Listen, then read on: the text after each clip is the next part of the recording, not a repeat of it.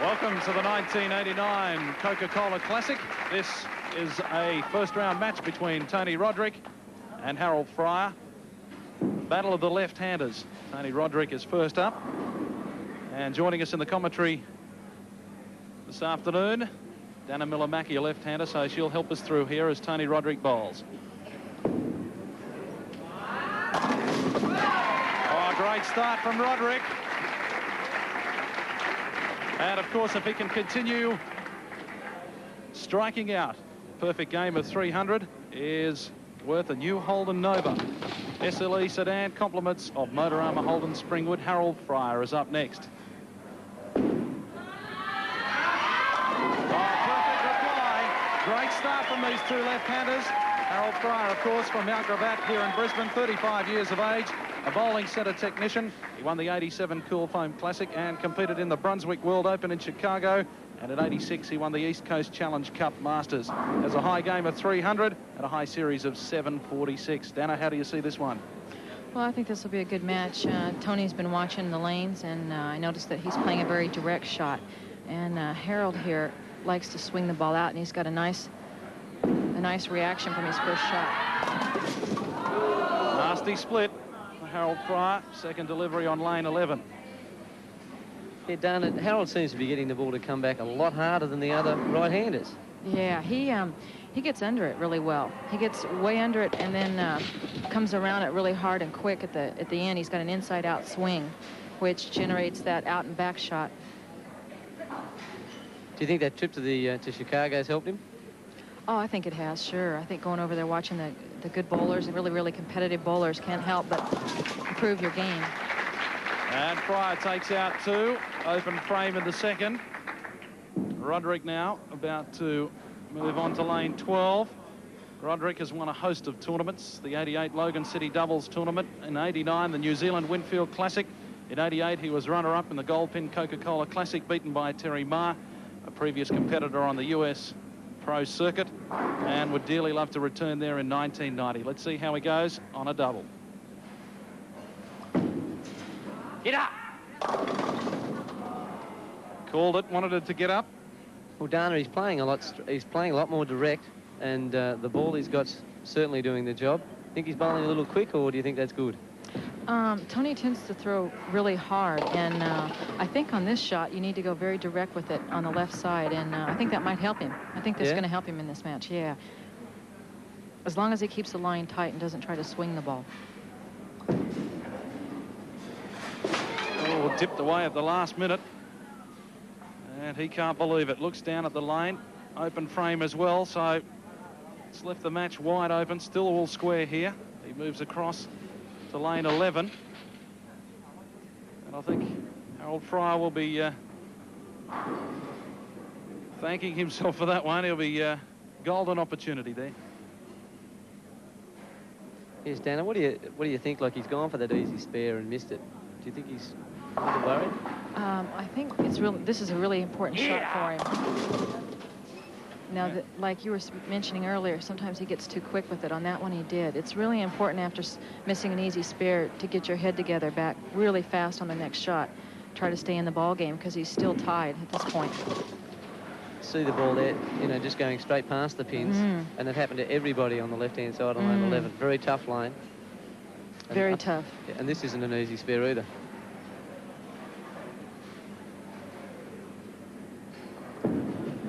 That won't hook. He called it. That won't hook at all. Disappointed there. That's a bad mistake. Dana, again with that shot, like his 10-pin there pulled away, went off the lane. Do you think he tried to overcorrect? Yes, and I think had that been on lane 12, it might have gotten up. But on 11, everything needs to go real direct. It's a much tighter lane than 12 for the left-handers.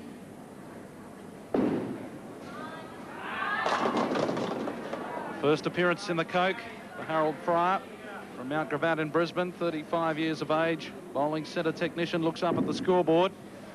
Average 215 in the seedings as we watch this one. That is just a huge break in the back end. I'm sure you had it in your, you would have liked it in your match. Oh, absolutely. This is, he even is using a different ball than he did during the seedings tournament. He's using a harder ball and it's still breaking too much. Yeah. spare.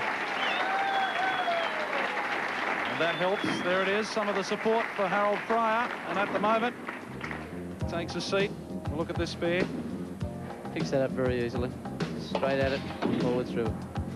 And 3 frames down, and Tony Roderick looks up at the scoreboard, wondering what is going wrong. He's 3 pins behind Harold Fry. 89 Goldpin Coca. Nine's Wide World of Sports. You're watching the 1989 Goldpin Coca-Cola Classic. Battle of the left-handers, a first-round encounter between Harold Fryer and Tony Roderick. Got a left-hander in the commentary. Dana, how do you see it? Important passage coming up here. This is an important shot here. He can take the lead. That's better. Well called from Dana Millamaki. And some of the support again. They like it. Here he is, 5s for the children up the front. A happy man. Well, you know, Harold's a very popular player up here. He's a popular person. When he won the Cool Fame, he shot 300 doing so. He went to America. He's come back. He works in the industry, works at another Goldpin centre. You know, everyone just loves him, and he's a genuine nice guy. And this was just a great shot. Gets it ball, come right out and right back. But this is going to be really important now for Tony. He's really in a must-strike situation.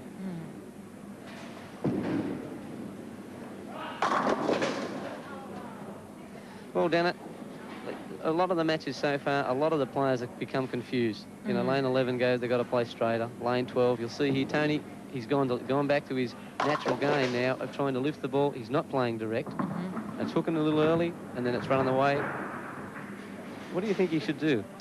Well, on 12, we had talking about this earlier. On 12, it might be interesting. No left-hander yet has moved really, really deep inside with something soft, with some surface on the ball, really porous. And that would be, I think, a good adjustment that you mentioned earlier. And then stay tight on 11. And I think that the key is not to overthink or outthink yourself. It's just to try to stay close, try to stay in the match. Outside of Carl Bottomley, I believe he shot a really nice game on this pair. But outside of him, there really hasn't been all that, you know, that many high scores. So it's important just to stay close. Yeah, well, a lot of the, actually, it's an interesting note. The centre's generally an outside centre, but all the good scores have been shot down 10 board. Yeah, exactly. Yeah, went Brooklyn that time, but it paid dividends for Tony Roderick.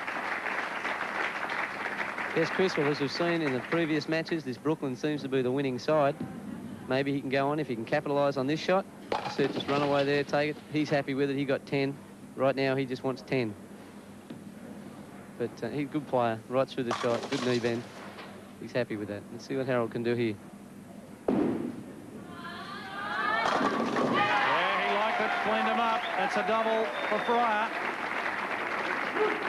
He's not going to give an inch here. Looks down the line as we watch this one again. Again, Dana, this huge backhand he's just seemed to be getting without putting a lot on the ball.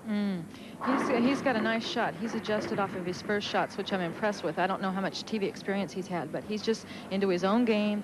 He's made an adjustment off of his first 2 shots. He's moved at least 3 and 2 left to allow for the break, and now he's lined up. He's going to be hard to beat.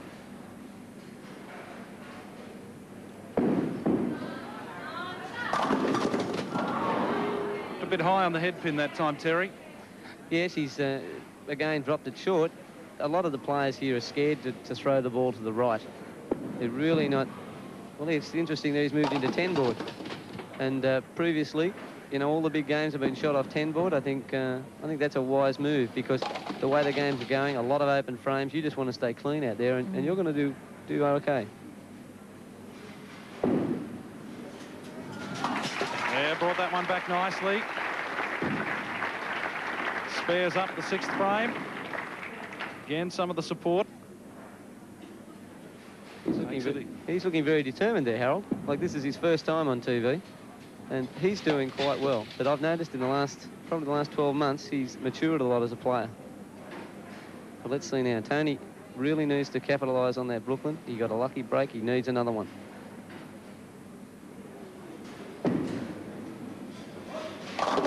Went Brooklyn again. Bit of luck falls his way. A couple of pins dropping in the right direction. He'll be happy with that. That's a double. Well, Dana, on that shot, he moved inside. Yes, he did.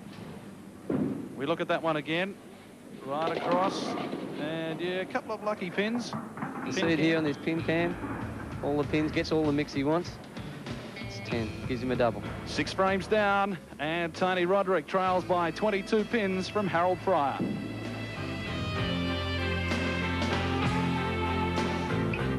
Go back to the 1989 Goldpin Coca-Cola Classic. A round 1 match. Tony Roderick, 22 pins behind. He's on a double. Looking determined at the moment. Really needs to make it 3 in a row, a turkey. He has to get a strike here to get in the match. He has to get his confidence level up, and he also has to work out the lanes because he must know where to throw the ball. Come on. Well, Dana, there it is again. He's tried it. He's just lost. Like the other shots, he wouldn't have been happy with hitting the right side of the head pin. We'll see it here. Throws it out. Doesn't come back. On this lane here, you see him really get through the shot nice, but he sends it wide. And on lane 11, as we've said, it just doesn't make him move back. On lane 11, you got to keep it a lot tighter. That ball might have got back on 12.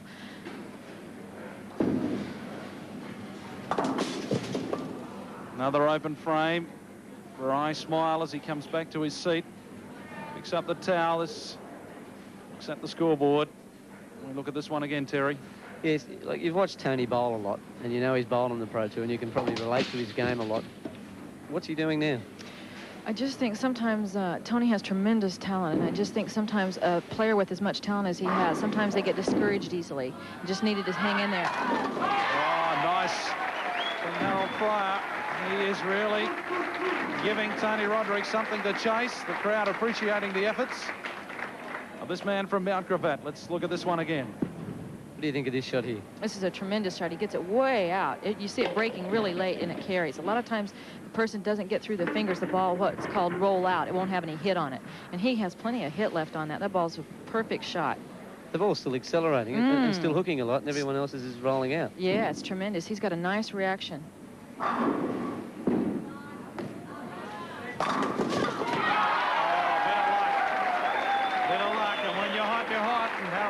Certainly getting into it. This will be interesting to watch. He's pulled the ball inside his target. I think he gave up on it, and yet it held there. He couldn't believe it. He stamped his foot, thought it was going to go Brooklyn, and this ball just held. It's Tony Roderick under a lot of pressure now. Tony at the moment really is just trying anything. He's moved inside the middle, and he hasn't hit the left-hand side of the head pin. You'll see here the ball just and it just takes off.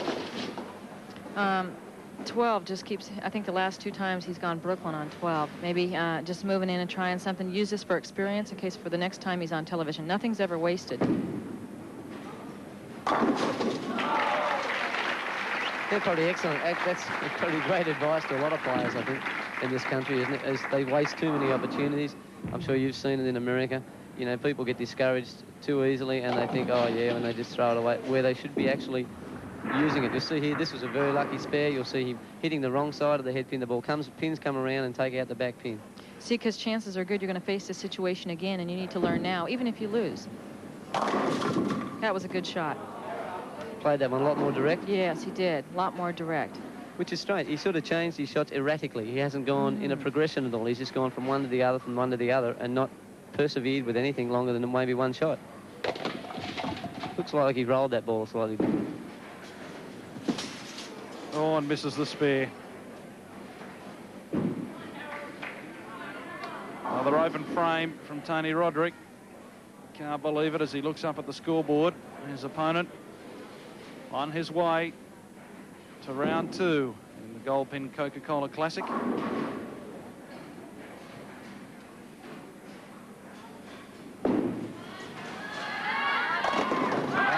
Him up again. That's 3 in a row for Harold Fryer.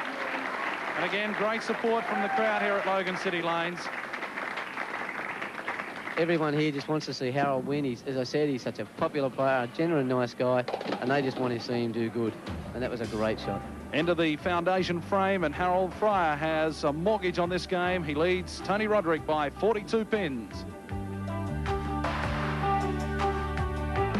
Classic for the Plains for the 1989 Goldpin Coca-Cola Classic.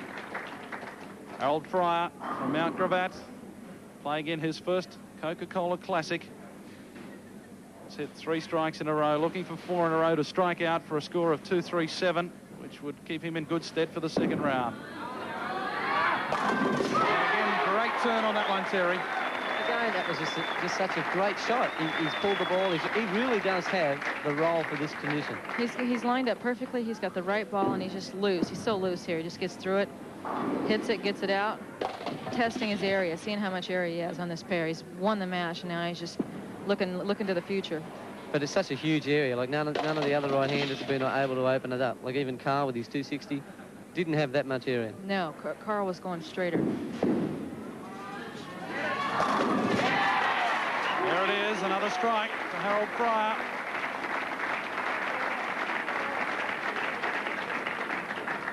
You see this shot, another great shot, just straight in the pocket. He's just inflicting a bit of pain here on Tony. Wants to make him remember this match. Is he forward rolling the ball, or is it side rolling? It's side rolling the first, say, 30 feet, and then it turns up. The ball actually turns up, and it's turning up hard. It's turning up before the headpin, but the ball isn't rolling out because of his speed. And the run comes to an end. But a great score. All the same from Harold Fryer.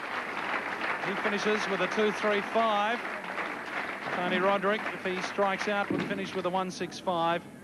At least it will give him some confidence, and Dana obviously for the future. He gets it right this time. Far too late, though. Just a similar thing that happened to Sam when Sam had gone. He got the strikes on lane 12. Now, the left-handers don't appear to have such a good shot. Do you really think they're shut out? I don't think we're shut out, but I think that we're going to have to think pretty hard, and I think we're going to have to make some drastic changes and hang in there and hope that we get a break at the right time. Anything's possible. There it is again. Really, you've just seen it there. He's just going to punch out with 3 in a row, all perfect shots, and the game's gone. Now, not necessarily could he have won, like Harold shot 235, as you'll see here. It's just 10 in the pit. It's just such a good shot. If he'd have struck on 12 all the time and got a lucky break on 11, he still could have been in the match. Exactly.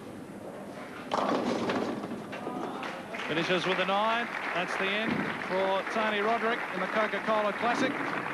He bows out in round 1. Harold Fryer moves through to the second round. He wins by 235 to 164.